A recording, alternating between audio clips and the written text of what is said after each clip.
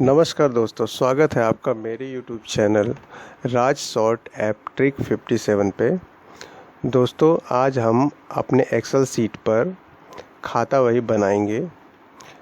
हम किसी भी प्रकार का जब लेन देन करते हैं तो उसे याद रखने के लिए हम किसी रजिस्टर पे या कॉपी नोटबुक पे लिख के रखते हैं। वही काम को हम एक्सेल सीट पे बड़े ही आसानी से कर सकते हैं। तो इसके लिए हमें क्या करना होता है, कौन से सूत्र का इस्तेमाल करना होता है, हम वह सीखेंगे। आप लेजर बना करके अपने दैनिक जीवन के जो भी लेन देन हैं उसको आप बड़े ही आसानी से अपने सिस्टम पे बना सकते हैं और उसे मेंटेन भी कर सकते हैं। तो चलिए हम सीखते हैं। पहले मैं इस एक्सेल सीट पे जो डेटा दिख रहा है इसके बारे में बता देता हूँ। पहले हमने लिया है सीरियल नंबर, दूसरा लिया है डेट, तारीख। जो तारीख में आपको लेन देन करना है वह तारीख आप डाल सकते हैं। मैंने इस तारीख को सीरियल लिया हुआ है। आप जिस तारीख को लेन देन करेंगे मात्र वही तारीख डाल सकते हैं। डिस्क्रिप्शन में आपको ये लिखना रहता है आपने किसको कितना उधार दिया है, किस काम के लिए दिया है। डिस्क्रिप्शन में आप अपने अनुसार जो चाहे लिख सकते हैं। डेबिट में वो पैसा डालेंगे जो आपने दिया है, क्रेडिट में वो पैसा डालेंगे जो आपको प्राप्त हुआ है। बैलेंस आपका ऑटोमेटिकली कम या ज़्यादा होता रहेगा इस सूत्र के अनुसार। ये मैं आपको बताता हूँ। तो मान लीजिए आपने 15 तारीख को उमेश को कुछ पैसे उधार दिए। मान लीजिए आपने उमेश को 20,000 रुपये उधार दिया आपने, तो उमेश के अकाउंट में 20,000 रुपये रहेगा। अब वो जब भी हमें पैसे वापस लौटाएगा तो ऑटोमेटिक जो बैलेंस है इसमें से वो कम होता जाएगा। ठीक है, तो इसे कैसे करते हैं, चलिए हम सूत्र लगाते हैं। दोस्तों, मात्र इसमें जोड़ने और घटाने के सूत्र से ही हम पूरा का पूरा खाता वही मेंटेन कर सकते हैं। अब हमारे पास एक अमाउंट है जो हमने दिया है और उमेश के बैलेंस में पड़ा है जो हमें चाहिए। तो इसके नीचे से हम सूत्र लगाते हैं इज इक्वल। अब ये बैलेंस जो है इस कॉलम को सिलेक्ट करेंगे और इसमें प्लस करेंगे डेबिट के कॉलम को, क्योंकि भविष्य में हम यदि और उधार देते हैं तो ऑटोमेटिकली ये सूत्र जो है उसे काउंट कर दे। तो इस कॉलम को हम प्लस कर लेंगे। अब जो बैलेंस हमने दे चुके हैं, अमाउंट जो दे चुके हैं, वो जब उमेश उसमें से पैसे वापस करेगा तो वो ऑटोमेटिकली घट जानी चाहिए। तो उसके लिए माइनस लगा के हम क्रेडिट वाले कॉलम को सिलेक्ट करेंगे। आप ध्यान दीजिएगा, हमें प्लस बैलेंस में करना है और माइनस क्रेडिट में करना है। ठीक है, अब इसे एंटर करते हैं। अब देखिए आपका 20,000 जो है दिखा रहा है अभी भी।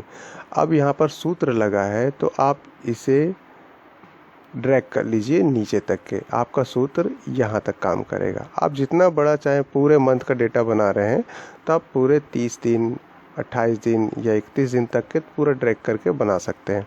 अब इसके बाद से जो अमाउंट का लेन देन होगा आपके और उमेश के बीच में, तो वो ऑटोमेटिकली आपके इस बैलेंस में प्लस होगा और माइनस होगा। कैसे, चलिए देखते हैं। अब मान लीजिए आपने ये दे दिया था 15 तारीख को, 18 तारीख को उमेश ने कुछ पैसे लौटाए। ठीक है, तो आपको जितने पैसे लौटाया है उसे आप क्रेडिट में लिखेंगे। तो क्रेडिट में हम पैसे डाल देते हैं। मान लीजिए उमेश ने हमें 5,000 रुपये लौटा दिया। एंटर करते हैं तो देखिए 20,000 में से आपका जब 5,000 माइनस हुआ तो यहाँ पर 15,000 बचा है। ठीक है, अब इसके बाद से उमेश ने फिर से आपको 19 तारीख को 2,000 मान लीजिए लौटा दिए। तो अब 2,000 फिर 15,000 में से माइनस हो गया है। अब आपके पास बचे हैं 13,000 रुपये, आपको और लेने हैं। इसी तरह से मान लीजिए कि अब आपको जो है उमेश ने आपसे फिर कुछ पैसे उधार मांगे, तो आप इस तरह से डिस्क्रिप्शन में लिख करके तारीख डाल करके वो अमाउंट डेबिट में डाल दीजिए।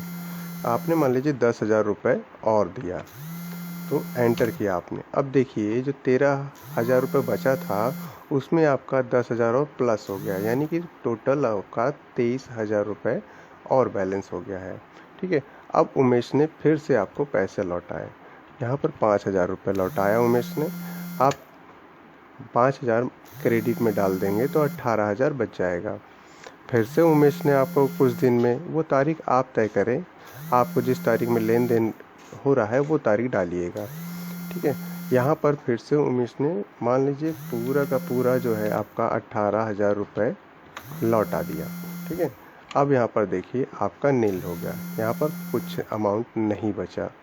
ठीक है, आपके पूरे पैसे पैड हो गए, यहाँ तक आपको जाने की ज़रूरत ही नहीं पड़ी।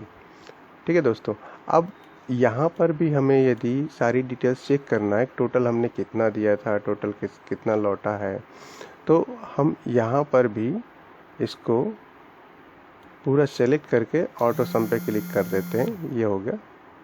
ठीक है, उसके बाद से आप इसे भी क्लियर कर लीजिए। ये हो गया। अब यहाँ पर हम एक और सूत्र लगा सकते हैं कंडीशनल के लिए, जैसे इक्वल इफ़ लगा सकते हैं। इफ़ यदि जो क्रेडिट का टोटल है ये बराबर है डेबिट के क्रेडिट से, तो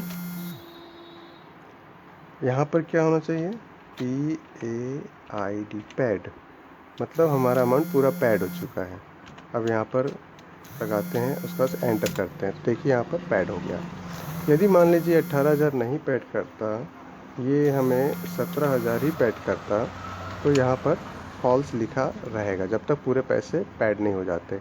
अब यहाँ पर इसने 1,000 रुपये और हमें पैड कर दिया, तो अब यहाँ पर देखिए पैड आ गया 100। तो इस तरह से हम लेजर को अपने सिस्टम पे मैनेज कर सकते हैं।